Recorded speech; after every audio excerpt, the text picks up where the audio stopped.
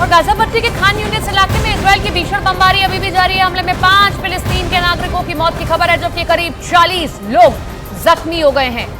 तो गाजा के खान यूनिस इलाके में अभी भी इजराइल की सेना बमबारी कर रही है, और क्योंकि टारगेट तो हमास के कमांडर्स हैं, हमास है, लेकिन वहां रहने वाले फिलिस्तीनी भी अब इसके निशाने पर आ रहे हैं। और खबर यह आ रही है कि इसमें 5 फिलिस्तीन के नागरिकों की मौत भी हो गई है। हमास के हमले के बाद विपक्ष ने नेतन्याहू सरकार पर उंगली उठा दी। कम से कम इजराइल के मीडिया ने तो यही दावा किया, जबकि वॉर कैबिनेट बनाने का मकसद जंग के दौरान इजराइल की सभी पार्टियों को एक साथ लाना था, क्योंकि आमतौर पर वॉर कैबिनेट में प्रधानमंत्री, कैबिनेट के कुछ मंत्री और सैन्य अधिकारी होते हैं। लेकिन नेतन्याहू ने विपक्षी पार्टी के नेता को इसका हिस्सा बनाया।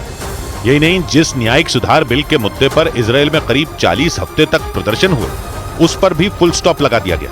यही नहीं, तय किया गया कि इजराइल के संसद में लड़ाई के दौरान युद्ध के अलावा और कोई बिल पास नहीं किया जाए। जिसके बाद खबर आई थी कि नेतन्याहू के वॉर कैबिनेट में और विपक्षी पार्टियों को शामिल करने की भी कोशिश हो रही है। लेकिन इस बीच इजराइल में बंधकों के मुद्दे ने तूल पकड़ना शुरू कर दिया, क्योंकि तेल अवीव समेत इजराइल के कई शहरों में बंधकों को छुड़ाने के लिए प्रदर्शन हुए। नेतन्याहू ने एक बार नहीं बल्कि कई बार हमास के खिलाफ तगड़ी लड़ाई का वादा दोहराया, जबकि उन पर संयुक्त राष्ट्र तक ने सीज फायर का दबाव बनाया, जिसकी वजह से इजराइल और संयुक्त राष्ट्र के बीच ठन गई थी। नौबत यह आ गई थी कि इजराइल ने संयुक्त राष्ट्र के महासचिव का इस्तीफा मांग लिया था, क्योंकि संयुक्त राष्ट्र महासचिव ने पिछले हफ्ते फिलिस्तीन के समर्थन में बात की थी और बोल दिया था कि हमास ने बेवजह हमला नहीं किया था। It is important to also recognize the attacks by Hamas did not happen in a vacuum. संयुक्त राष्ट्र महासचिव एंटोनियो गुतेरेस का यह बयान ही इजराइल और संयुक्त राष्ट्र के बीच कहासुनी की वजह बन गया था, क्योंकि इसकी वजह से संयुक्त राष्ट्र में इजराइल के राजदूत ने एंटोनियो गुतेरेस का इस्तीफा तक मांग लिया था। लेकिन संयुक्त राष्ट्र ने सीज फायर की मांग करना बंद नहीं किया। वो गाजा में आम लोगों की मौत का हवाला देकर युद्ध रोकने की मांग कर रहा है। अपने नए बयान में संयुक्त राष्ट्र ने कहा कि गाजा में रोजाना 400 बच्चे हमले की चपेट में आ रहे हैं और 7 अक्टूबर के बाद से वहां 8000 से ज्यादा लोगों की जान जा चुकी है।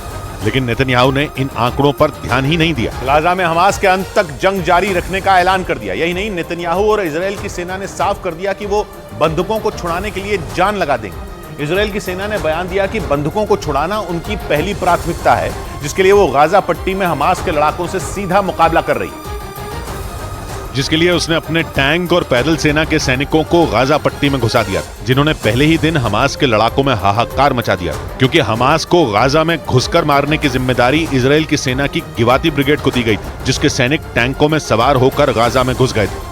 क्योंकि इजराइल के रक्षा मंत्री ने इस ऑपरेशन की जानकारी सैनिकों को 20 अक्टूबर को ही दे दी थी, जिसके बाद इजराइल की गिवाती ब्रिगेड के सैनिकों ने गाजा में ग्राउंड ऑपरेशन से पहले ही सर्जिकल स्ट्राइक की तैयारी शुरू कर दी थी और 26 अक्टूबर को इसका सिलसिला शुरू हो गया था।